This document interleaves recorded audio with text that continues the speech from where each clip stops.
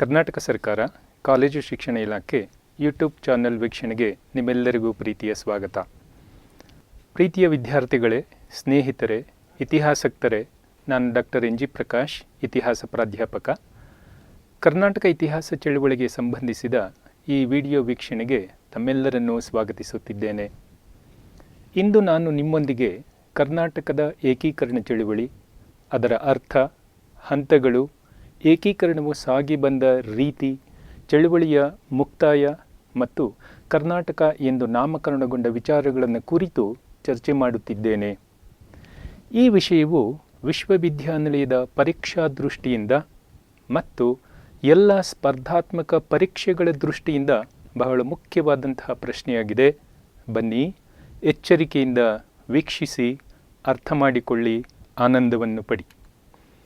ಮಕ್ಕಳೇ, ಮೊದಲು ಏಕೀಕರಣ ಎನ್ನುವ ಪದದ ಅರ್ಥವನ್ನು ನೋಡೋಣ.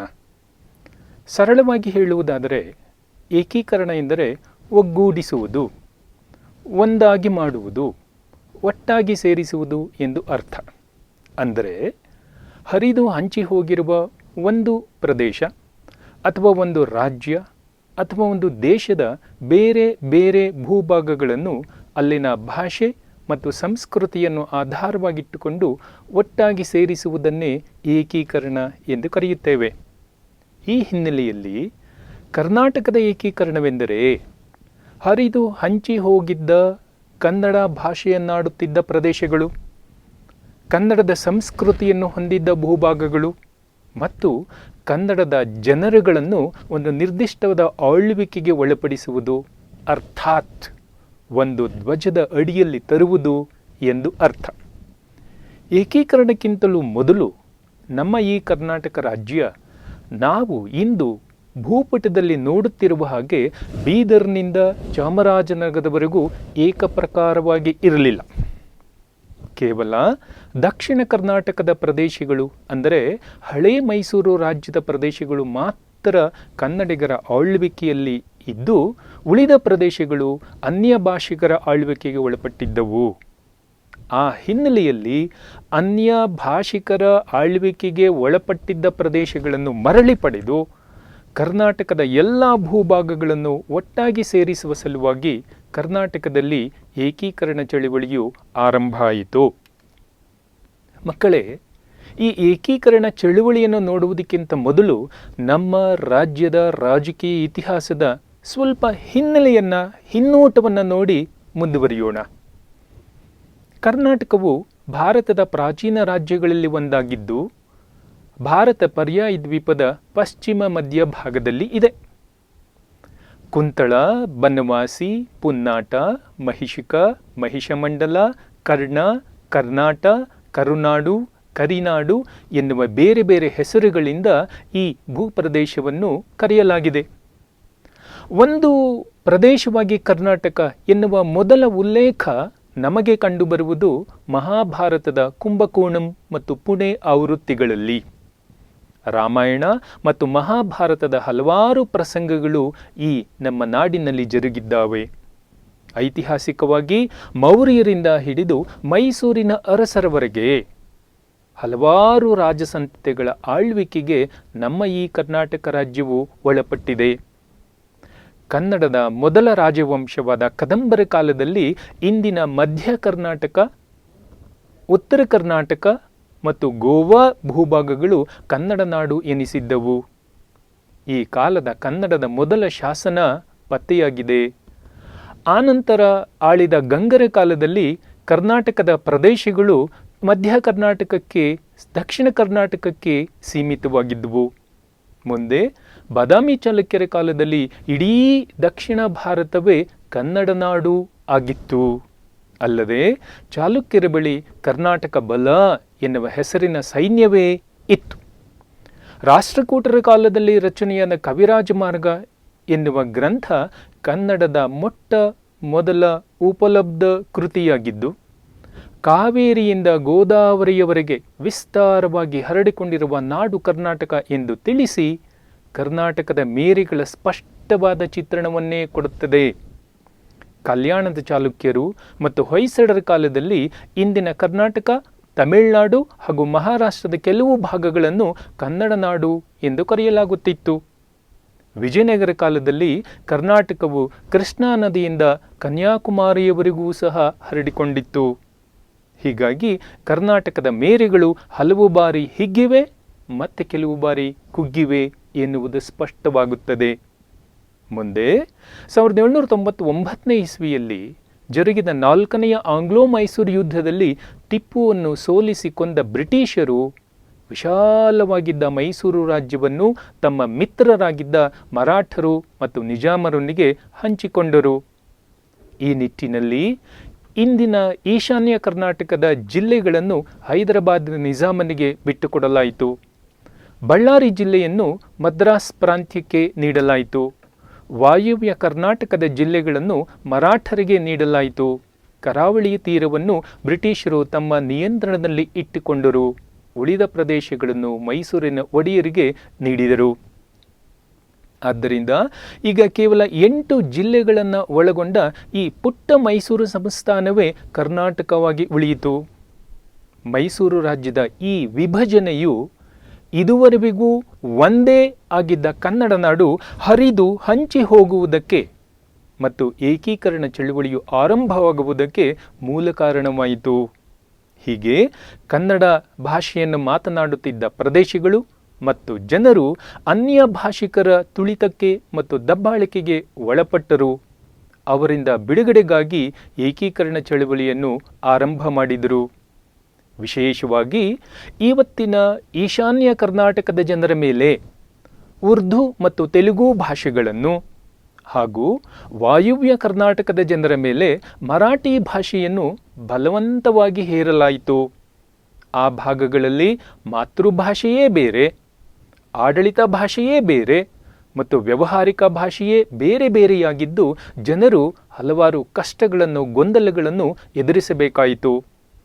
ಹೀಗಾಗಿ ಶತಮಾನಗಳಿಂದ ಅನ್ಯರ ಆಳ್ವಿಕೆಗೆ ಒಳಪಟ್ಟು ಅಸಹಾಯಕರಾಗಿದ್ದ ಈ ಭಾಗದ ಜನ ಮೊದಲು ಕರ್ನಾಟಕದ ಏಕೀಕರಣಕ್ಕಾಗಿ ಹೋರಾಟವನ್ನು ಆರಂಭ ಮಾಡಿದ್ದು ನಮ್ಮ ಕರ್ನಾಟಕ ಏಕೀಕರಣ ಚಳುವಳಿಯ ಒಂದು ವಿಶೇಷತೆಯಾಗಿದೆ. ಈ ಚಳುವಳಿ ಹಲವಾರು ಹಂತಗಳನ್ನು ದಾಟಿ ಅಂತಿಮವಾಗಿ 1956 ಇಸ್ವಿ ನವೆಂಬರ್ 1ನೇ ತಾರೀಕಿನಂದು ತನ್ನ ಗುರಿಯನ್ನು ಸಾಧಿಸಿತು. ಸುಲಭವಾಗಿ ಅರ್ಥ ಮಾಡಿಕೊಳ್ಳುವ ದೃಷ್ಟಿಯಿಂದ ನಮ್ಮ ಕರ್ನಾಟಕದ ಏಕೀಕರಣ ಚಳುವಳಿಯನ್ನು 3 ಹಂತಗಳಲ್ಲಿ ಕಾಣುತ್ತೇವೆ. ಮೊದಲನೆಯ ಹಂತದಲ್ಲಿ ಆರಂಭದ ಪ್ರಯತ್ನಗಳನ್ನು ನೋಡುತ್ತೇವೆ. 2ನೆಯ ಹಂತದಲ್ಲಿ ಸಂಘ ಸಂಸ್ಥೆಗಳ ಪಾತ್ರವನ್ನು ನೋಡುತ್ತೇವೆ ಹಾಗೂ 3ನೆಯ ಹಂತದಲ್ಲಿ ಕಾಂಗ್ರೆಸ್ ಮತ್ತು ಕರ್ನಾಟಕದ ಏಕೀಕರಣ ಚಳುವಳಿಯನ್ನು ಅರ್ಥ ಮಾಡಿಕೊಳ್ಳುವ ಪ್ರಯತ್ನವನ್ನು ಮಾಡುತ್ತೇವೆ. ಈಗ ಹೋಗೋಣ ಮೊದಲನೆಯ ಹಂತ ಅಥವಾ ಆರಂಭಿಕ ಪ್ರಯತ್ನಗಳನ್ನು ಕುರಿತು. ಏಕೀಕರಣ ಚಳುವಳಿಗೆ ಮೊದಲ ಪ್ರಯತ್ನವನ್ನು ಮಾಡಿದವರು ಬ್ರಿಟಿಷ್ ಸರ್ಕಾರದಲ್ಲಿ ಡೆಪ್ಯೂಟಿ ಶಿಕ್ಷಣಾಧಿಕಾರಿಯಾಗಿದ್ದ ಕನ್ನಡದ ವ್ಯಕ್ತಿ ಡೆಪ್ಯೂಟಿ ಚನ್ನಬಸಪ್ಪನವರು. 1857ರ ಪ್ರಥಮ ಸ್ವಾತಂತ್ರ್ಯ ಸಂಗ್ರಾಮಕ್ಕಿಂತಲೂ ಮೊದಲೇ ಮುಂಬೈ ಕರ್ನಾಟಕದ ಭಾಗದಲ್ಲಿ ಮರಾಠಿ ಮಾಧ್ಯಮದ ಶಿಕ್ಷಣದ ಬಗ್ಗೆ ಕಿಡಿಕಾರಿದ ಚನ್ನಬಸಪ್ಪನವರು ಈ ಭಾಗದಲ್ಲಿ ತಾವೇ ಅನೇಕ ಶಾಲೆಗಳನ್ನು ತೆರೆದು ಕನ್ನಡದಲ್ಲಿ ಶಿಕ್ಷಣವನ್ನು ನೀಡಲಾರಂಭಿಸಿದರು ಹಾಗೂ ಶಿಕ್ಷಕರ ತರಬೇತಿಗೂ ಅನೇಕ ಕಾಲೇಜುಗಳನ್ನು ತೆರೆದು ಕನ್ನಡ ಭಾಷೆ ಮತ್ತು ಕನ್ನಡದ ಜನರನ್ನು ಉಳಿಸುವಂತಹ ಮತ್ತು ಒಗ್ಗೂಡಿಸುವಂತಹ ಪ್ರಯತ್ನವನ್ನು ಯಶಸ್ವಿಯಾಗಿ ಮಾಡಿದರು. ಅದೇ ಸಮಯದಲ್ಲಿ ಹಲವಾರು ಬ್ರಿಟಿಷ್ ಅಧಿಕಾರಿಗಳು ಕೂಡ ಏಕೀಕರಣ ಚಳುವಳಿಯನ್ನು ಬೆಂಬಲಿಸಿದರು. ನಮ್ಮ ಕರ್ನಾಟಕದ ಏಕೀಕರಣ ಚಳುವಳಿಯನ್ನು ಬೆಂಬಲಿಸಿದ ಅಂತಹ ಮುಖ್ಯವಾದ ಬ್ರಿಟಿಷ್ ಅಧಿಕಾರಿಗಳೆಂದರೆ ಮೊದಲನೇದಾಗಿ ಜಾನ್ ಬ್ರೈಟ್ ಎನ್ನುವ ವ್ಯಕ್ತಿ. ಈ ಜಾನ್ ಬ್ರೈಟ್ ಎನ್ನುವವರು ಬ್ರಿಟಿಷ್ ಪಾರ್ಲಿಮೆಂಟಿನಲ್ಲಿ ಭಾರತದಲ್ಲಿ ಭಾಷಾವಾರು ಪ್ರಾಂತ್ಯಗಳ ರಚನೆ ಆಗಬೇಕು ಎಂದು ಒತ್ತಾಯವನ್ನು ಪಡಿಸಿದರು. ಮುಂದೆ ಎಚ್ ರಿಸ್ಲಿ ಎನ್ನುವವರ ಪ್ರಯತ್ನದಿಂದ ಬಂಗಾಳ, ಅಸ್ಸಾಂ ಮತ್ತು ಒರಿಸ್ಸಾಗಳಲ್ಲಿ ಏಕೀಕರಣ ಚಳುವಳಿಯು ಆರಂಭ ಆಯಿತು. ಆನಂತರ ಥಾಮಸ್ ಮನ್ರೋ ಕನ್ನಡ ಮಾತನಾಡುವ ಪ್ರದೇಶಗಳೆಲ್ಲ ಆಡಳಿತಾತ್ಮಕ ಕಾರಣಗಳಿಗಾಗಿ ಒಗ್ಗೂಡಬೇಕು ಎಂದು ಕರೆ ನೀಡಿದರು. ಮುಂದೆ ಬಂಗಾಳದ ವಿಭಜನೆಯನ್ನು ರದ್ದುಪಡಿಸಿದ ಅಮಾನ್ಯ ಮಾಡಿದಂತಹ ಹಾರ್ಡಿಂಜ್ ವರದಿಯು ಭಾರತದಲ್ಲಿ ಭಾಷಾವಾರು ರಾಜ್ಯಗಳನ್ನು ರಚಿಸಬೇಕೆಂದು ಸಲಹೆ ನೀಡಿತು. ಇವೆಲ್ಲವೂ ಕೂಡ ಏಕೀಕರಣ ಚಳುವಳಿಯ ಮೊದಲನೆಯ ಹಂತದಲ್ಲಿ ಜರುಗಿದ ಮುಖ್ಯವಾದಂತಹ ಪ್ರಯತ್ನಗಳಾಗಿವೆ. ನಮ್ಮ ಕರ್ನಾಟಕ ಏಕೀಕರಣ ಚಳುವಳಿಯ ಎರಡನೆಯ ಹಂತದಲ್ಲಿ ಸಂಘ ಸಂಸ್ಥೆಗಳ ಹೋರಾಟವನ್ನು ಕಾಣುತ್ತೇವೆ. ಏಕೀಕರಣಕ್ಕಾಗಿ ಹೋರಾಡಿದ ಮೊದಲ ಸಂಘವೆಂದರೆ ಕರ್ನಾಟಕ ವಿದ್ಯಾವರ್ಧಕ ಸಂಘ. ದೇಶಪಾಂಡೆಯವರು ಧಾರವಾಡದಲ್ಲಿ ಈ ಕರ್ನಾಟಕ ವಿದ್ಯಾವರ್ಧಕ ಸಂಘವನ್ನು ಸ್ಥಾಪನೆ ಮಾಡಿದರು. ಕನ್ನಡ ಸಾಹಿತ್ಯ ಮತ್ತು ಸಂಸ್ಕೃತಿಯ ರಕ್ಷಣೆ, ಕನ್ನಡದಲ್ಲಿ ಗ್ರಂಥಗಳ ರಚನೆಗೆ ಉತ್ತೇಜನವನ್ನು ನೀಡುವುದು, ಅನುವಾದ ಮತ್ತು ಪ್ರಕಟಣೆಗೆ ಪ್ರೋತ್ಸಾಹವನ್ನು ಮಾಡುವುದು, ಕನ್ನಡದ ಬರಹಗಾರರಿಗೆ ಬಹುಮಾನಗಳನ್ನು ನೀಡುವುದು, ಆ ಮೂಲಕ ಕನ್ನಡಿಗರ ಐಕ್ಯತೆ ಈ ಕರ್ನಾಟಕ ವಿದ್ಯಾವರ್ಧಕ ಸಂಘದ ಬಹಳ ಮುಖ್ಯವಾದಂತಹ ಗುರಿಗಳಾಗಿದ್ದವು. ಮಹಾರಾಜ ಚಾಮರಾಜ ಒಡೆಯರ್ ಕರ್ನಾಟಕ ವಿದ್ಯಾವರ್ಧಕ ಸಂಘ ಹಾಗೂ ಅದರ ಕಾರ್ಯಕ್ರಮಗಳಿಗಾಗಿ 6,000 ರೂಪಾಯಿಗಳನ್ನು ದಾನವಾಗಿ ನೀಡಿದರು. ಈ ಸಂಘವು ವಾಗ್ಭೂಷಣ ಎನ್ನುವ ಪತ್ರಿಕೆಯನ್ನು ಹೊರಡಿಸಿತು. ಈ ಸಂಘದ ಮತ್ತೊಂದು ಪತ್ರಿಕೆಯಾದ ಸುವಾಸಿನಿಯ ಸಂಪಾದಕರಾದ ಬೆನಗಾಲ್ ರಾಮರಾಯರು ಕರ್ನಾಟಕದ ಏಕೀಕರಣವನ್ನು ಬೆಂಬಲಿಸಿದರು. ಮುಂದೆ ಧಾರವಾಡವು ಏಕೀಕರಣ ಚಳುವಳಿಯ ಕೇಂದ್ರವಾಯಿತು. ಕರ್ನಾಟಕದ ಏಕೀಕರಣಕ್ಕೆ ಶ್ರಮಿಸಿದ ಇನ್ನೊಂದು ಸಂಸ್ಥೆ ಎಂದರೆ ಕನ್ನಡ ಸಾಹಿತ್ಯ ಪರಿಷತ್. ಈ ಕನ್ನಡ ಸಾಹಿತ್ಯ ಪರಿಷತ್ ಬೆಂಗಳೂರಿನಲ್ಲಿ HV ನಂಜುಂಡಯ್ಯನವರ ಅಧ್ಯಕ್ಷತೆಯಲ್ಲಿ ಸ್ಥಾಪನೆಯಾಯಿತು. ಇದು ತನ್ನ ವಾರ್ಷಿಕ ಸಮ್ಮೇಳನಗಳನ್ನು ನಡೆಸುತ್ತಾ ಏಕೀಕರಣದ ಗೊತ್ತುವಳಿಗಳನ್ನು ಅಂಗೀಕರಿಸುತ್ತಾ ಬಂದಿತು. 1916ರಲ್ಲಿ ಮೈಸೂರು, 1918ರಲ್ಲಿ ಧಾರವಾಡ, 1919ರಲ್ಲಿ ಹಾಸನ, 1920ರಲ್ಲಿ ಹೊಸಪೇಟೆಗಳಲ್ಲಿ ಸಭೆಗಳನ್ನು ನಡೆಸಿತು. ಕನ್ನಡ ನುಡಿ ಎನ್ನುವ ಪತ್ರಿಕೆಯನ್ನು ಆರಂಭ ಮಾಡಿತು ಈ ಕನ್ನಡ ಸಾಹಿತ್ಯ ಪರಿಷತ್. ಅಲ್ಲದೆ ಕನ್ನಡ ಬರಹಗಾರರ ಸಮ್ಮೇಳನವನ್ನು ನಡೆಸಿ ಕವಿಗಳಿಗೆ ಬಿರುದುಗಳನ್ನು ನೀಡಿತು. ಅನೇಕ ಗ್ರಂಥಾಲಯಗಳನ್ನು ತೆರೆದು ಕನ್ನಡಾಭಿಮಾನವನ್ನು ಮೂಡಿಸಿತು. ಹೀಗೆ ಈ ಎಲ್ಲ ಸಂಘ ಸಂಸ್ಥೆಗಳು ಎರಡನೆಯ ಹಂತದಲ್ಲಿ ಏಕೀಕರಣ ಚಳುವಳಿಯನ್ನು ಯಶಸ್ವಿಯಾಗಿ ಪ್ರೋತ್ಸಾಹಿಸಿದಂತಹ ಅಂಶಗಳಾಗಿವೆ. ಕರ್ನಾಟಕದ ಏಕೀಕರಣ ಚಳುವಳಿಯಲ್ಲಿ ಮೂರನೇ ಹಂತವನ್ನು ಕಾಂಗ್ರೆಸ್ ಮತ್ತು ಕರ್ನಾಟಕದ ಏಕೀಕರಣ ಎನ್ನುವ ಹೆಸರಿನಿಂದ ಕಾಣ್ತೇವೆ. ಮೂರನೆಯ ಹಂತದಲ್ಲಿ ಏಕೀಕರಣಕ್ಕಾಗಿ ಹೋರಾಟ ಮಾಡಿದಂತಹ ಒಂದು ಸಂಸ್ಥೆ, ಮತ್ತೊಂದು ಮುಖ್ಯವಾದಂತಹ ಸಂಸ್ಥೆ, ಮೊದಲನೇ ಸಂಸ್ಥೆ ಕರ್ನಾಟಕ ಸಭಾ. 1916ರಲ್ಲಿ ಆಲೂರು ವೆಂಕಟರಾಯರು, ಕಡಪ ರಾಘವೇಂದ್ರ ರಾಯರು ಮತ್ತು ಮುದಬೀಡು ಕೃಷ್ಣರಾಯರಿಂದ ಧಾರವಾಡದಲ್ಲಿ ಕರ್ನಾಟಕ ಸಭಾ ಎನ್ನುವಂತಹ ಸಂಸ್ಥೆ ಸ್ಥಾಪನೆಯಾಯಿತು. ಭಾರತೀಯ ರಾಷ್ಟ್ರೀಯ ಕಾಂಗ್ರೆಸ್ನ ಬೆಂಬಲವನ್ನು ಪಡೆದು ಏಕೀಕರಣವನ್ನು ಸಾಧಿಸುವ ಗುರಿಯನ್ನು ಈ ಕರ್ನಾಟಕ ಸಭಾ ಎನ್ನುವ ಸಂಸ್ಥೆ ಹೊಂದಿತ್ತು. ಕರ್ನಾಟಕ ಸಭಾ ಕಾಂಗ್ರೆಸ್ ಅಧಿವೇಶನಗಳ ಮೂಲಕ ಕರ್ನಾಟಕದ ಏಕೀಕರಣ ಚಳುವಳಿಯನ್ನು ಪ್ರಬಲವಾಗಿಸಿತು. ಈ ವೇಳೆಯಲ್ಲಿ ಸಾಹಿತಿಗಳು ಕೂಡ ಏಕೀಕರಣದ ಕಿಚ್ಚನ್ನು ಹೆಚ್ಚಿಸಿದರು. ಕನ್ನಡಿಗರಲ್ಲಿ ಭಾವನಾತ್ಮಕ ಐಕ್ಯತೆ ಮತ್ತು ಭಾಷಾಭಿಮಾನವನ್ನು ಮೂಡಿಸಿ ಅವರನ್ನು ಏಕೀಕರಣಕ್ಕೆ ಅಣಿಗೊಳಿಸಿದಂತಹ ಕೆಲವು ಮುಖ್ಯವಾದ ಸಾಹಿತಿಗಳು ಮತ್ತು ಸಾಹಿತ್ಯ ಕೃತಿಗಳೆಂದರೆ ಜೋಶಿಯವರು ರಚಿಸಿದಂತಹ ಕರ್ನಾಟಕ ವೀರ ಕ್ಷತ್ರಿಯರು ಎನ್ನುವ ಕೃತಿ, ಆಲೂರು ವೆಂಕಟರಾಯರ ಕರ್ನಾಟಕ ಗತವೈಭವ ಎನ್ನುವ ಕೃತಿ, ಡಾಕ್ಟರ್ ಫ್ಲೀಟ್ ರವರು ರಚನೆ ಮಾಡಿದ ಕೆನರಾ ರಾಜಸಂತತಿಗಳು ಎನ್ನುವ ಕೃತಿ, ಭಂಡಾರ್ಕರ್ ರವರು ರಚಿಸಿದಂತಹ the early history of Deccan ಎನ್ನುವಂತಹ ಕೃತಿ, ರಾಬರ್ಟ್ ಸಿವಿಲ್ ರವರು ರಚನೆ ಮಾಡಿದ ದಿ ಫರ್ಗಾಟನ್ ಎಂಪೈರ್ ಎನ್ನುವ ಕೃತಿ, BL ರೈಸ್ ರವರು ರಚಿಸಿದಂತಹ ಎಪಿಗ್ರಾಫಿಯ ಕರ್ನಾಟಕ ಕೃತಿಗಳು, ಮಾರ್ಕ್ಸ್ ವಿಲ್ಕ್ಸ್ ರವರ ಕರ್ನಾಟಕದ ಇತಿಹಾಸಕ್ಕೆ ಸಂಬಂಧಪಟ್ಟಂತಹ ಗ್ರಂಥಗಳು ಮುಖ್ಯವಾದವು.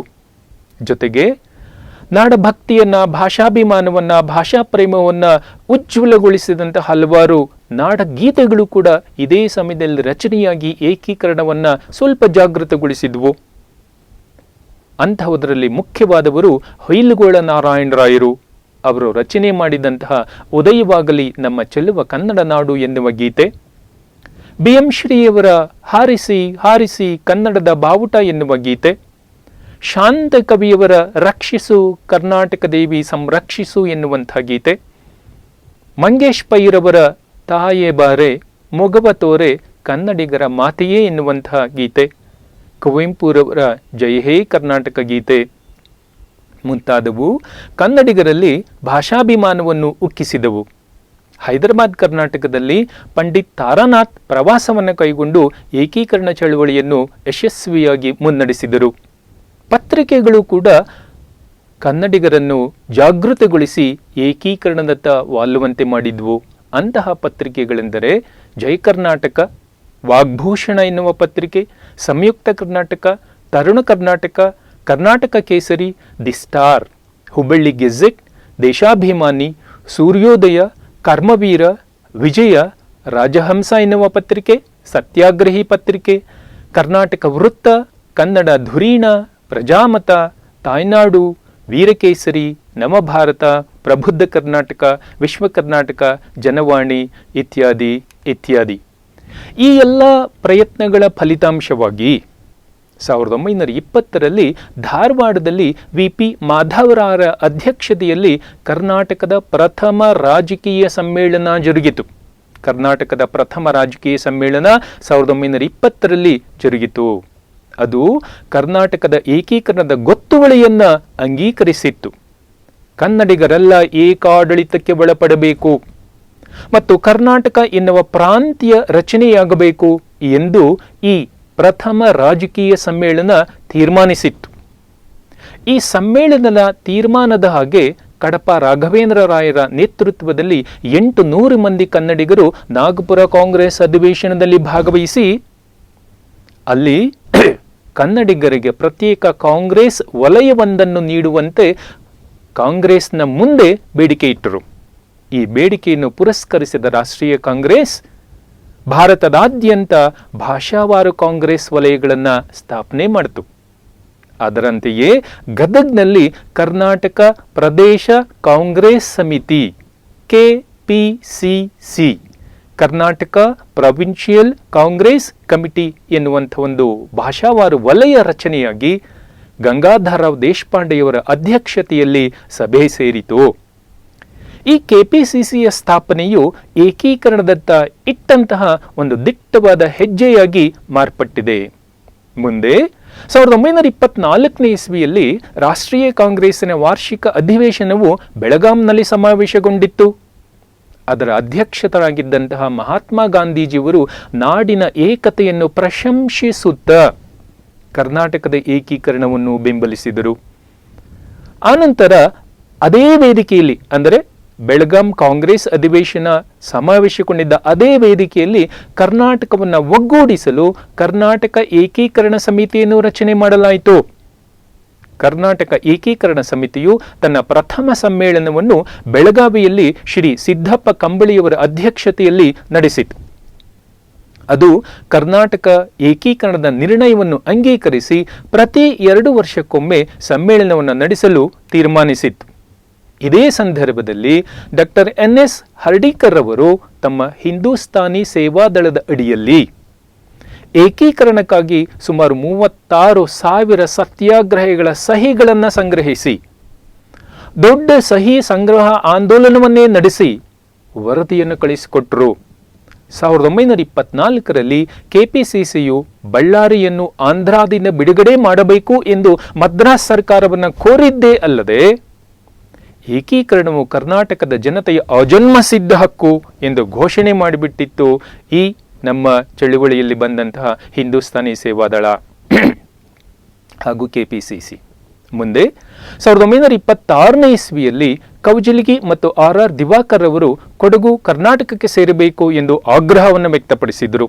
ಹೀಗೆ ಏಕೀಕರಣ ಚಳುವಳಿಯು ದೇಶದಾದ್ಯಂತ ಎಲ್ಲ ರಾಜ್ಯಗಳಲ್ಲಿಯೂ ಆರಂಭವಾಗಿದ್ದರಿಂದ ಭಾಷಾವಾರು ಪ್ರಾಂತ್ಯಗಳ ರಚನೆಯ ಸಮಸ್ಯೆಯನ್ನು ಪರಿಶೀಲನೆ ಮಾಡಲು ರಾಷ್ಟ್ರೀಯ ಕಾಂಗ್ರೆಸ್ಸು 1928ನೇ ಇಸ್ವಿಯಲ್ಲಿ ನೆಹರು ಸಮಿತಿಯನ್ನು ರಚನೆ ಮಾಡಿತು. ಈ ನೆಹರು ಸಮಿತಿಯ ಮುಂದೆ ಕರ್ನಾಟಕದ ಏಕೀಕರಣ ಸಮಿತಿ ಮತ್ತು KPCCಗಳು ಏಕೀಕರಣ ಬೇಡಿಕೆಯನ್ನು ಮಂಡಿಸಿದವು. ಇದನ್ನು ಒಪ್ಪಿದಂತಹ ನೆಹರು ಕಮಿಟಿ ಪ್ರತ್ಯೇಕ ಕರ್ನಾಟಕ ಪ್ರಾಂತ್ಯವನ್ನು ರಚನೆ ಮಾಡಬೇಕು ಎಂದು ಹೇಳಿತು. ಆನಂತರ 1928ನೇ ಇಸ್ವಿಯಲ್ಲಿ ಭಾರತಕ್ಕೆ ಬಂದ ಸೈಮನ್ ಕಮಿಷನ್ ಕೂಡ ಭಾರತದಲ್ಲಿ ಭಾಷಾವಾರು ಪ್ರಾಂತ್ಯಗಳ ರಚನೆಯ ಆಶ್ವಾಸನೆಯನ್ನು ನೀಡಿ ಪ್ರತ್ಯೇಕ ಪ್ರಾಂತ್ಯದ ರಚನೆಗೆ ಕರ್ನಾಟಕವು ಎಲ್ಲ ಅರ್ಹತೆಗಳನ್ನು ಹೊಂದಿದೆ ಎಂದು ಘೋಷಣೆ ಮಾಡಿತು. ಮುಂದೆ 1930-32ರಲ್ಲಿ ಲಂಡನ್ನಲ್ಲಿ ನಡೆದ ದುಂಡು ಮೇಜಿನ ಸಮ್ಮೇಳನದಲ್ಲಿ ಬೆನಗಾಲ್ ರಾಮರಾಯರು ಮತ್ತು ಮಿರ್ಜಾ ಇಸ್ಮಾಯಿಲ್ ರವರು ಭಾಗವಹಿಸಿ ಕರ್ನಾಟಕದ ಏಕೀಕರಣದ ವಿಷಯವನ್ನು ಪ್ರಸ್ತಾಪ ಮಾಡಿದರು.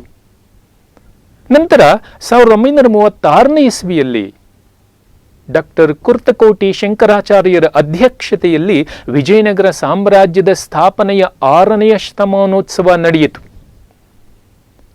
ಈ ಕಾರ್ಯಕ್ರಮದಲ್ಲಿ ಕನ್ನಡ ನಾಡಿನ ಭವ್ಯ ಪರಂಪರೆಯನ್ನು ಕನ್ನಡಿಗರ ಕಣ್ಣ ಮುಂದೆ ತಂದು ಏಕೀಕರಣದ ಕಾವನ್ನು ಮತ್ತಷ್ಟು ಹೆಚ್ಚಿಸಲಾಯಿತು.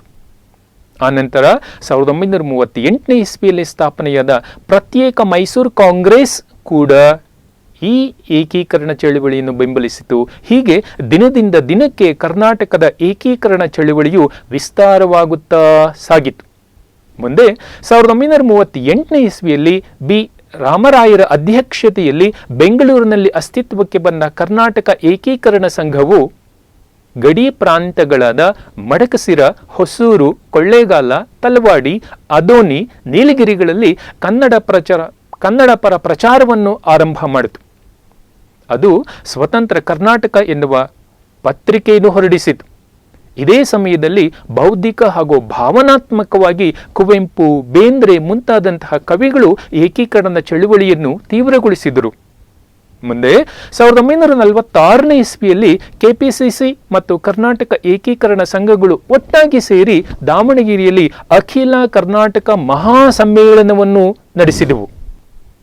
ಈ ಅಖಿಲ ಕರ್ನಾಟಕ ಮಹಾಸಮ್ಮೇಳನದಲ್ಲಿ ಏಕೀಕರಣದ ತುರ್ತು ನಿರ್ಣಯಗಳನ್ನು ಅಂಗೀಕರಿಸಿ ಅದನ್ನು ಸಂವಿಧಾನ ರಚನಾ ಸಮಿತಿಯ ಮುಂದೆ ಇಡಲಾಯಿತು. ಕರ್ನಾಟಕ ಏಕೀಕರಣ ಸಮಿತಿಯ 10ನೇ ಸಮ್ಮೇಳನ ಮುಂಬೈನಲ್ಲಿ ಅಲ್ಲಿನ ಮಂತ್ರಿಗಳಾಗಿದ್ದ ಸರ್ದಾರ್ ಬಿ.ಜಿ. ಖೇರ್ ಅವರ ಅಧ್ಯಕ್ಷತೆಯಲ್ಲಿ ಜರುಗಿತು.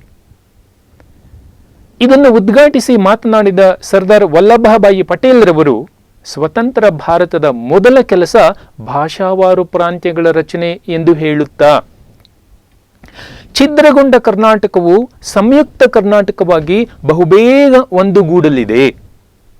ಏಕೀಕೃತ ಕರ್ನಾಟಕ ನಿರ್ಮಾಣದ ದಿನಗಳು ಬಹಳ ದೂರದಲ್ಲಿ ಇಲ್ಲ. ಕರ್ನಾಟಕಕ್ಕೆ ಒಬ್ಬ ಪ್ರಾಂತ್ಯಾಧಿಕಾರಿ, ಕರ್ನಾಟಕಕ್ಕೆ ಒಂದು ವಿಶ್ವವಿದ್ಯಾನಿಲಯ ಪ್ರಾಪ್ತವಾಗಲಿದೆ ಎಂದರು. ಇದು ಏಕೀಕರಣಕ್ಕೆ ಹೆಚ್ಚಿನ ಸ್ಫೂರ್ತಿಯನ್ನು ನೀಡಿತು. ಈ ಮಧ್ಯೆ ಭಾರತವು 1947 ಆಗಸ್ಟ್ 15ನೇ ತಾರೀಕು ಸ್ವಾತಂತ್ರ್ಯವನ್ನು ಹೊಂದಿತು. ಬ್ರಿಟಿಷರ ಆಳ್ವಿಕೆಯಿಂದ ಮುಕ್ತವಾಗಿ ನಮ್ಮದೇ ಆಡಳಿತ ಆರಂಭವಾಯಿತು. ಇದು ಏಕೀಕರಣ ಚಳುವಳಿಗೆ ಮತ್ತೊಂದು ಹೊಸ ರೂಪವನ್ನು ನೀಡಿತು. ಅದೇ ಕಾಲಕ್ಕೆ ಮೈಸೂರಿನಲ್ಲಿ ಜವಾಬ್ದಾರಿ ಸರ್ಕಾರವು ಸ್ಥಾಪನೆಯಾಗಿತ್ತು. ಇದರಿಂದ ಕರ್ನಾಟಕದ ಏಕೀಕರಣ ಚಳುವಳಿಗೆ ಇದ್ದಂತಹ ಒಂದು ದೊಡ್ಡ ಆಡಳಿತದ ತೊಡಕು ಹೀಗೆ ನಿವಾರಣೆಯಾಯಿತು. ಈ ಸಮಯದಲ್ಲಿ 20 ಆಡಳಿತ ಘಟಕಗಳಲ್ಲಿ ಹರಿದು ಹಂಚಿ ಹೋಗಿದ್ದ ಕರ್ನಾಟಕ ಈಗ 5 ಪ್ರಾಂತ್ಯಗಳಲ್ಲಿ ಒಗ್ಗೂಡಿತ್ತು. ಆ 5 ಪ್ರಾಂತ್ಯಗಳ್ಯಾವುದು ಅಂದರೆ, ಮೊದಲನೇದಾಗಿ ಮುಂಬೈ ಪ್ರಾಂತ್ಯ, ಮದ್ರಾಸ್ ಪ್ರಾಂತ್ಯ, ಮೈಸೂರು ಪ್ರಾಂತ್ಯ, ಹೈದರಾಬಾದ್ ಪ್ರಾಂತ್ಯ ಮತ್ತು ಕೊಡಗು. ಇವೇ ಆ 5 ಪ್ರಾಂತ್ಯಗಳಾಗಿವೆ. ಇದು ಸ್ವಾತಂತ್ರ್ಯ ನಂತರದ ಕರ್ನಾಟಕದ ಏಕೀಕರಣ ಚಳುವಳಿಯ ಬೆಳವಣಿಗೆಯಾಗಿತ್ತು. ಮುಂದೆ 1947 ಡಿಸೆಂಬರ್ 29ನೇ ತಾರೀಕು ಕಾಸರಗೋಡಿನಲ್ಲಿ 11ನೆಯ ಏಕೀಕರಣ ಸಮ್ಮೇಳನವು ಆರ್ ದಿವಾಕರ್ ಅವರ ಅಧ್ಯಕ್ಷತೆಯಲ್ಲಿ ಜರುಗಿತು. ತಮ್ಮ ಅಧ್ಯಕ್ಷೀಯ ಭಾಷಣದಲ್ಲಿ ದಿವಾಕರ್ ಅವರು ಸ್ವಾತಂತ್ರ್ಯ ಬಂದರೂ ಏಕೀಕರಣದ ವಿಳಂಬವನ್ನು ಖಂಡಿಸಿ ಮಾತನಾಡಿ, ಏಕೀಕರಣವು ಸ್ವಾತಂತ್ರ್ಯಕ್ಕಿಂತಲೂ ತುರ್ತಾದ ವಿಷಯ ಎಂದು ಘೋಷಣೆ ಮಾಡಿದರು. ಮುಂದೆ 1948ನೇ ಇಸ್ವಿ ಜೂನ್ 17ನೇ ತಾರೀಕು ಸಂವಿಧಾನ ರಚನಾ ಸಮಿತಿಯು ಭಾರತದಲ್ಲಿ ಭಾಷಾವಾರು ಪ್ರಾಂತ್ಯಗಳ ರಚನೆಯ ಬಗ್ಗೆ ವರದಿಯನ್ನು ನೀಡಲು ಧಾರ್ ಸಮಿತಿಯನ್ನು ನೇಮಕ ಮಾಡಿತು. ಈ ಧಾರ್ ಸಮಿತಿಯು ಭಾರತದಲ್ಲಿ ಭಾಷಾವಾರು ಪ್ರಾಂತ್ಯಗಳ ರಚನೆ ಆದಲ್ಲಿ ರಾಷ್ಟ್ರೀಯ ಐಕ್ಯತೆಗೆ ಧಕ್ಕೆ ಆಗುತ್ತದೆ, ಹೀಗಾಗಿ ಭಾಷಾವಾರು ಪ್ರಾಂತ್ಯಗಳ ರಚನೆ ಸಲ್ಲದು ಎಂದು ವರದಿಯನ್ನು ಮಾಡಿಬಿಟ್ಟಿತ್ತು. ಹಾಗೂ ಮೈಸೂರು ಇನ್ನೂ ಕೂಡ ಭಾಷಾವಾರು ಪ್ರಾಂತ್ಯವಾಗಲು ಸಿದ್ಧವಾಗಿಲ್ಲ ಎನ್ನುವುದನ್ನು ಸ್ಪಷ್ಟವಾಗಿ ಹೇಳಿಬಿಡ್ತು.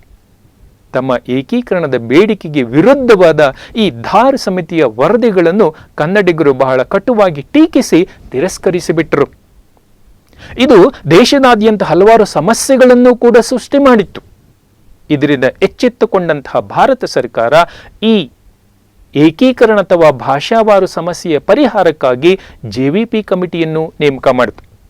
ಜವಾಹರಲಾಲ್ ನೆಹರು, ವಲ್ಲಭಭಾಯಿ ಪಟೇಲ್ ಮತ್ತು ಪಟ್ಟಾಭಿ ಸೀತಾರಾಮಯ್ಯನವರ ನೇತೃತ್ವದಲ್ಲಿ ಅಸ್ತಿತ್ವಕ್ಕೆ ಬಂದ ಉನ್ನತ ಅಧಿಕಾರವುಳ್ಳ ಸಂಸ್ಥೆಯೇ ಒಂದು ಸಮಿತಿಯೇ ಈ JVP ಸಮಿತಿ. JVP ಸಮಿತಿಯು ಕರ್ನಾಟಕ, ಆಂಧ್ರ ಮತ್ತು ಕೇರಳಿಗರ ಬೇಡಿಕೆಗಳನ್ನು ಕುರಿತು ವರದಿಯನ್ನು ನೀಡಬೇಕಾಗಿತ್ತು. ಈ ಸಮಸ್ಯೆಯನ್ನು ಕುರಿತು ಅಧ್ಯಯನ ಮಾಡಿದ JVP ಕಮಿಟಿಯು ಕೇವಲ ಆಂಧ್ರದ ರಚನೆಗೆ ಮಾತ್ರ ಒಪ್ಪಿ ಕರ್ನಾಟಕ ಮತ್ತು ಕೇರಳಗಳ ಬೇಡಿಕೆಯನ್ನು ಮುಂದೂಡಿತು. ಇದರಿಂದ ಸಿಟ್ಟಿಗೆದ್ದ KPCCಯು ತನ್ನ ಎಲ್ಲ ಶಾಸಕರಿಗೆ ರಾಜೀನಾಮೆ ನೀಡುವಂತೆ ಸೂಚಿಸಿ ಏಕೀಕರಣದ ಹೋರಾಟವನ್ನು ತೀವ್ರಗೊಳಿಸಿತು. ಅನಂತರ 1951ನೇ ಇಸ್ವಿಯಲ್ಲಿ ಕಾಂಗ್ರೆಸ್ ತನ್ನ ಸಾರ್ವತ್ರಿಕ ಚುನಾವಣೆಗಳನ್ನು ಗೆಲ್ಲುವ ಸಲುವಾಗಿ ತನ್ನ ಪ್ರಣಾಳಿಕೆಯಲ್ಲಿ ಭಾಷಾವಾರು ಪ್ರಾಂತ್ಯಗಳ ರಚನೆಯ ಆಶ್ವಾಸನೆಯನ್ನು ಸೇರಿಸಿಕೊಂಡಿತ್ತು. ಆದರೆ ಚುನಾವಣೆಯಲ್ಲಿ ವಿಜಯವನ್ನು ಸಾಧಿಸಿದ ಆನಂತರ ಹಾಗೆ ನಡೆದುಕೊಳ್ಳಲಿಲ್ಲ. ಕಾಂಗ್ರೆಸ್ನ ಇಂತಹ ವಚನ ಭ್ರಷ್ಟತೆಯನ್ನು ಖಂಡಿಸಿ ಕರ್ನಾಟಕ ಮತ್ತು ಆಂಧ್ರ ಪ್ರದೇಶ ರಾಜ್ಯಗಳಲ್ಲಿ ತೀವ್ರ ಸ್ವರೂಪದ ಗಲಭೆಗಳು ಆರಂಭವಾದವು. ಏಕೀಕರಣಕ್ಕೆ ಸತ್ಯಾಗ್ರಹವನ್ನು ಹೂಡಿದಂತಹ ಸುಮಾರು 5,000ಕ್ಕೂ ಅಧಿಕ ಮಂದಿಯನ್ನು ಕೇಂದ್ರ ಸರ್ಕಾರ ಬಂಧಿಸಿ ಸೆರೆಮನೆಗೆ ಹಾಕಿತು. ಇದರ ಬೆನ್ನಲ್ಲಿಯೇ ಅಖಂಡ ಕರ್ನಾಟಕ ರಾಜ್ಯ ನಿರ್ಮಾಣ ಪರಿಷತ್ ಎನ್ನುವ ಮತ್ತೊಂದು ಸಂಸ್ಥೆಯು ಸ್ಥಾಪನೆಯಾಗಿ ಕರ್ನಾಟಕದ ಏಕೀಕರಣ ಚಳವಳಿಯ ಹೋರಾಟ ಮುಗಿಲು ಮುಟ್ಟುವ ಹಂತಕ್ಕೋಯಿತು. ಹೀಗೆ ಚಳವಳಿ ಏಳು ಬೀಳುಗಳೊಂದಿಗೆ ಜರುಗುತ್ತಿರುವಾಗ ತೆಲುಗು ಭಾಷೆಯನ್ನು ಮಾತನಾಡುವವರಿಗಾಗಿ ಪ್ರತ್ಯೇಕ ಆಂಧ್ರ ಪ್ರದೇಶ ಎನ್ನುವಂತಹ ರಾಜ್ಯದ ರಚನೆಗಾಗಿ ಒತ್ತಾಯಿಸಿ ಶ್ರೀ ಪೊಟ್ಟಿ ಶ್ರೀರಾಮುಲುರವರು ಸುಮಾರು 58 ದಿನಗಳ ಕಾಲ ಅಮರಣಾಂತ ಉಪವಾಸವನ್ನು ಮಾಡಿ ನಿಧನರಾಗಿಬಿಟ್ರು, ಮರಣ ಹೊಂದಿಬಿಟ್ರು. ಇದರಿಂದ ಆಂಧ್ರ ಪ್ರದೇಶದಲ್ಲಿ ತೀವ್ರ ಸ್ವರೂಪದ ಗಲಭೆಗಳು ಉಂಟಾಗಿ ಪರಿಸ್ಥಿತಿ ಕೈಮೀರಿ ಹೋಯಿತು. ಆದ್ದರಿಂದ ನೆಹರೂರವರು ತತ್ಕ್ಷಣವೇ ಪಾರ್ಲಿಮೆಂಟ್ನಲ್ಲಿ ಆಂಧ್ರದ ರಚನೆಗೆ ಅನುಮತಿಸಿದರು. ಅದರಂತೆ 1953ನೇ ಇಸ್ವಿಯಲ್ಲಿ ಆಂಧ್ರ ಪ್ರದೇಶ ರಾಜ್ಯ ರಚನೆಯಾಯಿತು. ಒಂದಂಶ ಬಹಳ ಮುಖ್ಯವಾಗಿ ನೆನಪಿನಲ್ಲಿ, ಇಡೀ ಭಾರತದಲ್ಲಿ ಮೊಟ್ಟ ಮೊದಲ ಭಾಷಾವಾರು ರಾಜ್ಯವಾಗಿ ಆಂಧ್ರ ಪ್ರದೇಶ ರಾಜ್ಯವು ಅಸ್ತಿತ್ವಕ್ಕೆ ಬಂದಿತು. ಹೀಗೆ ಪ್ರತ್ಯೇಕ ಆಂಧ್ರ ಪ್ರದೇಶ ರಾಜ್ಯವು ಸ್ಥಾಪನೆಯಾದ ಮೇಲೆ ಅದೇ ವರ್ಷ ಬಳ್ಳಾರಿಯ ಸಮಸ್ಯೆ ಉಂಟಾಯಿತು. ಏಕೆಂದರೆ ಬಳ್ಳಾರಿ ಜಿಲ್ಲೆಯು ಕರ್ನಾಟಕ ಮತ್ತು ಆಂಧ್ರ ಪ್ರದೇಶಗಳ ಗಡಿಯ ಜಿಲ್ಲೆಯಾಗಿದ್ದು ತಮಿಳುನಾಡಿನಿಂದ ಆಳ್ವಿಕೆಗೆ ಒಳಪಟ್ಟಿತ್ತು. ಅಂದರೆ ಮದ್ರಾಸ್ ಪ್ರಾಂತ್ಯದ ಆಳ್ವಿಕೆಯಲ್ಲಿತ್ತು. ಹೀಗಾಗಿ ಬಳ್ಳಾರಿ ಜಿಲ್ಲೆಯನ್ನು ಯಾವ ರಾಜ್ಯಕ್ಕೆ ಕೊಡಬೇಕು ಎನ್ನುವ ಸಮಸ್ಯೆ ಉಂಟಾಯಿತು. ಈ ಸಮಸ್ಯೆಯನ್ನ ಪರಿಹಾರ ಮಾಡಲು ಜಸ್ಟಿಸ್ ವಾಂಚು ಕಮಿಟಿಯನ್ನು ನೇಮಕ ಮಾಡಲಾಯಿತು. ಈ ಜಸ್ಟಿಸ್ ವಾಂಚು ಸಮಿತಿಯ ವರದಿಯ ಹಾಗೆ ಬಳ್ಳಾರಿಯಲ್ಲಿದ್ದ ಆಲೂರು, ಆದೋನಿ ಮತ್ತು ರಾಯದುರ್ಗ ತಾಲೂಕುಗಳನ್ನು ಆಂಧ್ರ ಪ್ರದೇಶಕ್ಕೂ, ಉಳಿದ ತಾಲೂಕುಗಳನ್ನೊಳಗೊಂಡ ಇಡೀ ಬಳ್ಳಾರಿ ಜಿಲ್ಲೆಯನ್ನು ಮೈಸೂರು ರಾಜ್ಯಕ್ಕೂ ಸೇರಿಸಲಾಯಿತು. ಇದು ಕನ್ನಡಿಗರಿಗೆ ಸ್ವಲ್ಪ ಸಮಾಧಾನವನ್ನು ತಂದಿತು. ಈ ಮಧ್ಯೆ 1953ನೇ ಇಸ್ವಿಯಲ್ಲಿ ಹೈದರಾಬಾದ್ನ ನಾನೋಲ್ ನಗರದಲ್ಲಿ ನಡೆದ ಕಾಂಗ್ರೆಸ್ ಅಧಿವೇಶನದಲ್ಲಿ ಸದ್ಯಕ್ಕೆ ಆಂಧ್ರ ಪ್ರದೇಶವನ್ನು ಬಿಟ್ಟು ಬೇರಾವ ರಾಜ್ಯಗಳನ್ನು ಭಾಷೆಯನ್ನ ಆಧಾರವಾಗಿಟ್ಟುಕೊಂಡು ರಚನೆ ಮಾಡಲು ಬರುವುದಿಲ್ಲ ಎಂದು ನಿರ್ಣಯಿಸಲಾಯಿತು. ಇದು ಕನ್ನಡಿಗರಿಗೆ ಮತ್ತೆ ನಿರಾಸೆಯನ್ನು ಮೂಡಿಸಿತ್ತು. ಅದೇ ಸಂದರ್ಭದಲ್ಲಿ ಅಂದಾನಪ್ಪ ದೊಡ್ಡಮೇಟಿಯವರು ಏಕೀಕರಣಕ್ಕಾಗಿ ಒತ್ತಾಯಿಸಿ ಅಮರನಾಥ ಉಪವಾಸವನ್ನು ಆರಂಭ ಮಾಡಿದ್ರು. ಹುಬ್ಬಳ್ಳಿಯ ಶಂಕರಗೌಡ ಪಾಟೀಲರು ಕೂಡ ಈ ಅಂದಾನಪ್ಪ ದೊಡ್ಡಮೇಟಿಯವರೊಂದಿಗೆ ಸೇರಿಕೊಂಡರು. ಹೀಗಾಗಿ ಏಕೀಕರಣದ ಕಾವು ನಿಧಾನವಾಗಿ ಹೆಚ್ಚಾಗತೊಡಗಿತು.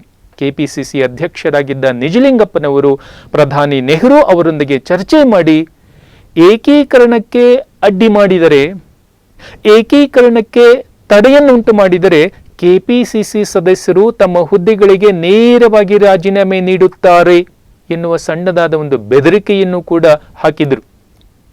ಈ ರೀತಿಯ ಬೆದರಿಕೆಗಳು ಮತ್ತು ಅಮರಣಾಂತ ಉಪವಾಸಗಳು ದೇಶದಾದ್ಯಂತ ಆರಂಭವಾಗಿ ಏಕೀಕರಣದ ಸಮಸ್ಯೆಯು ನಮ್ಮ ಭಾರತ ದೇಶಕ್ಕೆ ದೊಡ್ಡ ತಲೆನೋವಾಗಿ ಪರಿಣಮಿಸಿಬಿಟ್ಟಿತ್ತು.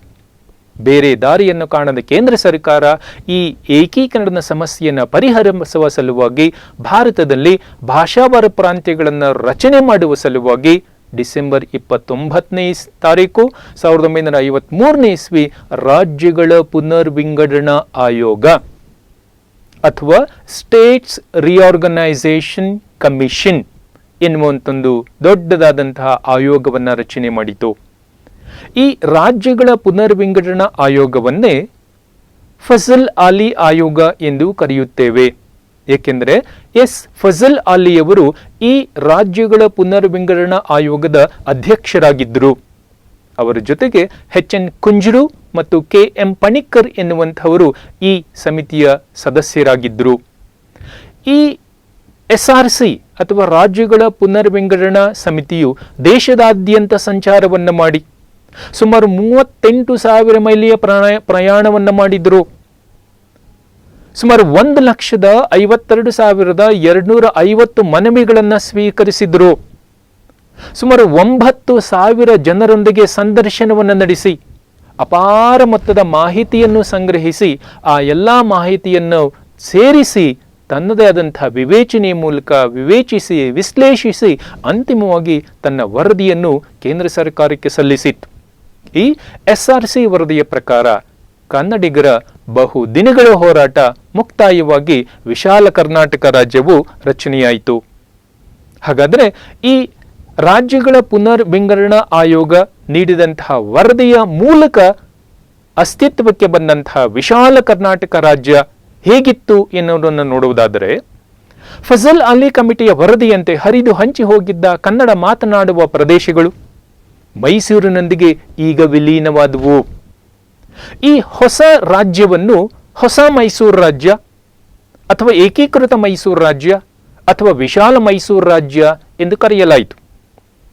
ಹೀಗೆ ಈ ಹೊಸ ಮೈಸೂರು ರಾಜ್ಯದಲ್ಲಿ ಸೇರ್ಪಡೆಯಾದಂತಹ ಹೊಸ ಪ್ರದೇಶಗಳು ಯಾವುದು ಅಂತಂದರೆ, ಮೊದಲನೇದಾಗಿ ಬಳ್ಳಾರಿ ಮತ್ತು ಹಳೆ ಮೈಸೂರಿನ ಜಿಲ್ಲೆಗಳು, ಎರಡನೇದಾಗಿ ಮುಂಬೈ ಪ್ರಾಂತ್ಯದಲ್ಲಿದ್ದ ಬೆಳಗಾಂ, ಧಾರವಾಡ, ಬಿಜಾಪುರ ಮತ್ತು ಉತ್ತರ ಕನ್ನಡ ಜಿಲ್ಲೆಗಳು, ಮದ್ರಾಸ್ ಪ್ರಾಂತ್ಯದಲ್ಲಿದ್ದ ದಕ್ಷಿಣ ಕನ್ನಡ ಮತ್ತು ಕೊಳ್ಳೇಗಾಲ ತಾಲೂಕುಗಳು, ಸ್ವತಂತ್ರವಾಗಿದ್ದ ಕೊಡಗು, ಹೈದರಾಬಾದ್ ರಾಜ್ಯದಲ್ಲಿದ್ದಂತಹ ಬೀದರ್, ಗುಲ್ಬರ್ಗಾ ಮತ್ತು ರಾಯಚೂರು ಜಿಲ್ಲೆಗಳು, ಸಣ್ಣ ಪುಟ್ಟ ಸಂಸ್ಥಾನಗಳಾಗಿದ್ದ ಕಿತ್ತೂರು, ಸಂಡೂರು, ಜಮಖಂಡಿ, ಮುಧೋಳ, ಸವಣೂರು ಮುಂತಾದಂತಹ ಪುಟ್ಟ ಸಂಸ್ಥಾನಗಳು. ಹೀಗೆ ಈ ಎಲ್ಲ ಭೂಭಾಗಗಳನ್ನು ನಮ್ಮ ಹಳೆ ಮೈಸೂರು ರಾಜ್ಯಕ್ಕೆ ವಿಲೀನ ಮಾಡಿ ನವೆಂಬರ್ 1ನೇ ತಾರೀಕು 1956ನೇ ಇಸ್ವಿಯಂದು ಹೊಸ ಮೈಸೂರು ರಾಜ್ಯವನ್ನು ಅಸ್ತಿತ್ವಕ್ಕೆ ತರಲಾಯಿತು. ಇಲ್ಲಿಗೆ ಶತಮಾನಗಳಿಂದಲೂ ಜರುಗುತ್ತಿದ್ದಂತಹ ಕರ್ನಾಟಕದ ಏಕೀಕರಣ ಚಳುವಳಿಯು ಮುಕ್ತಾಯವಾಯಿತು. ದುರಾದೃಷ್ಟವೆಂದರೆ ಕಾಸರಗೋಡು, ತಾಳ್ವಾಡಿ, ನೀಲಗಿರಿ, ಹೊಸೂರು, ಮಡಕ್ಸಿರ, ಆಲೂರು, ಆದೋನಿ, ರಾಯದುರ್ಗ, ಜತ್ತ, ಅಕ್ಕಲಕೋಟೆ, ಸೊಲ್ಲಾಪುರ, ಗಡಹಿಂಗ್ಲಜ ಈ ಮುಂತಾದಂತಹ ಪ್ರದೇಶಗಳು ಕರ್ನಾಟಕದಿಂದ ಹೊರಗೆ ಉಳಿದು ಬಿಟ್ಟಿದ್ದಾವೆ. SRCಯು ಭಾಷಾವಾರು ಪ್ರಾಂತ್ಯಗಳ ರಚನೆಯಲ್ಲಿ ಕೆಲವೊಂದು ಆಡಳಿತಾತ್ಮಕ ಅಂಶಗಳನ್ನು ಗಮನಿಸಿ ಪ್ರದೇಶಗಳನ್ನು ವಿಂಗಡಣೆ ಮಾಡಿದ್ದರಿಂದ ಹಲವಾರು ಗಡಿ ಸಮಸ್ಯೆಗಳು ಕೂಡ ಉಂಟಾದವು. ಉದಾಹರಣೆಗೆ ಕರ್ನಾಟಕ ಮತ್ತು ಮಹಾರಾಷ್ಟ್ರದ ಮಧ್ಯದಲ್ಲಿ ಗಡಿ ಸಮಸ್ಯೆಗಳಿದ್ದಾವೆ. ಕರ್ನಾಟಕ ಮತ್ತು ಆಂಧ್ರ ಪ್ರದೇಶದ ಮಧ್ಯದಲ್ಲಿ ಗಡಿ ಸಮಸ್ಯೆಗಳಿದ್ದಾವೆ. ಕರ್ನಾಟಕ ಮತ್ತು ತಮಿಳುನಾಡಿನ ಮಧ್ಯದ ಗಡಿ ಸಮಸ್ಯೆಗಳು ಕರ್ನಾಟಕ ಮತ್ತು ಕೇರಳ ರಾಜ್ಯದ ಮಧ್ಯೆ ಬರುವಂತಹ ಗಡಿ ಸಮಸ್ಯೆ. ಈ ಗಡಿ ಸಮಸ್ಯೆಗಳು ಇಂದಿಗೂ ಕೂಡ ಜೀವಂತವಾಗಿಯೇ ಇದ್ದಾವೆ. ಏಕೀಕರಣ ಆದ ನಂತರ ಈ ನಮ್ಮ ರಾಜ್ಯಕ್ಕೆ ಮೈಸೂರು ರಾಜ್ಯ ಎಂದ ಹೆಸರನ್ನು ನೀಡಿದ್ದು ಕನ್ನಡಿಗರಿಗೆ ಯಾಕೋ ಸರಿ ಕಾಣಲಿಲ್ಲ. ಹಾಗಾಗಿ ಇವರು ಮತ್ತೊಂದು ಹೋರಾಟವನ್ನು ಆರಂಭ ಮಾಡಬೇಕಾಯಿತು. ಕರ್ನಾಟಕ ಎಂಬುದಾಗಿ ಮರುನಾಮಕರಣ ಮಾಡುವಂತಹ ಈ ಹೋರಾಟ. ಏಕೀಕರಣದ ನಂತರ ನಮ್ಮ ಮೈಸೂರು ರಾಜ್ಯಕ್ಕೆ ಮೈಸೂರು ಎಂದು ಹೆಸರಿದ್ದು ನಮ್ಮ ಕನ್ನಡಿಗರಿಗೆ ಸರಿ ಕಾಣಲಿಲ್ಲ. ಅದರ ರಾಜಕೀಯ, ಸಾಂಸ್ಕೃತಿಕ ಮತ್ತು ಐತಿಹಾಸಿಕ ಹಿನ್ನೆಲೆಗಳನ್ನು ಆಧಾರವಾಗಿಟ್ಟುಕೊಂಡು ಈ ಮೈಸೂರು ರಾಜ್ಯಕ್ಕೆ ಕರ್ನಾಟಕ ಎಂದು ನಾಮಕರಣ ಮಾಡಬೇಕು. ಎಂದು ಅಖಂಡ ಕರ್ನಾಟಕ ರಾಜ್ಯ ನಿರ್ಮಾಣ ಪರಿಷತ್ ಮತ್ತೊಮ್ಮೆ ಚಳುವಳಿಯನ್ನು ಆರಂಭ ಮಾಡಿತು. ಅಂದಿನ ಮುಖ್ಯಮಂತ್ರಿಗಳಾಗಿದ್ದ ಎಸ್ ನಿಜಲಿಂಗಪ್ಪನವರು ಹಾಗೂ ವೀರೇಂದ್ರ ಪಾಟೀಲರು ಇದಕ್ಕಾಗಿ ಜನಾಭಿಪ್ರಾಯವನ್ನು ಸಂಗ್ರಹ ಮಾಡಿದ್ರು. ಕರ್ನಾಟಕವು ಎಂದೆಂದಿಗೂ ಏಕೈಕವಾಗಿ ಉಳಿಯಬೇಕು ಎನ್ನುವ ಕಾರಣಕ್ಕಾಗಿ ಕನ್ನಡ ಭಾಷೆ, ಕನ್ನಡ ಸಂಸ್ಕೃತಿ ಮತ್ತು ಕರ್ನಾಟಕದ ಪರಂಪರೆಯನ್ನು ಪೋಷಿಸುವುದಕ್ಕಾಗಿ ನಮ್ಮ ರಾಜ್ಯಕ್ಕೆ ಕರ್ನಾಟಕ ಎಂದು ಕರೆಯಿರಿ ಎಂದು ಅಂದಾನಪ್ಪ ದೊಡ್ಡಮೇಟಿಯವರು ಕರೆ ನೀಡಿದರು. ಕೊನೆಗೆ ದೇವರಾಜ್ ಅರಸರವರ ಕಾಲದಲ್ಲಿ ಅಂದರೆ ನವೆಂಬರ್ 1ನೇ ತಾರೀಕು 1973ನೇ ಇಸವಿಯಂದು ನಮ್ಮ ರಾಜ್ಯಕ್ಕೆ ಕರ್ನಾಟಕ ಎಂದು ಮರುನಾಮಕರಣವನ್ನು ಮಾಡಲಾಯಿತು. ಈ ಸಂದರ್ಭದಲ್ಲಿ ಹಂಪಿಯಲ್ಲಿ ದೀಪವನ್ನು ಬೆಳಗಿಸಿ ಈ ಹೊಸ ಕರ್ನಾಟಕ ರಾಜ್ಯವನ್ನು ಉದ್ಘಾಟಿಸಿದ ಶ್ರೀ ಚಾಮರಾಜ ಒಡೆಯರ್ರವರು ಮೈಸೂರು ಎಂದು ತಪ್ಪಾಗಿ ಹೆಸರಿಸಲಾಗಿದ್ದ ಈ ಕರ್ನಾಟಕ ರಾಜ್ಯವು ಆಯುಷ್ಯವಂತವಾಗಲಿ, ಆರೋಗ್ಯವಂತವಾಗಲಿ ಮತ್ತು ಭಾಗ್ಯವಂತವಾಗಲಿ ಎಂದು ಹರಸಿದರು.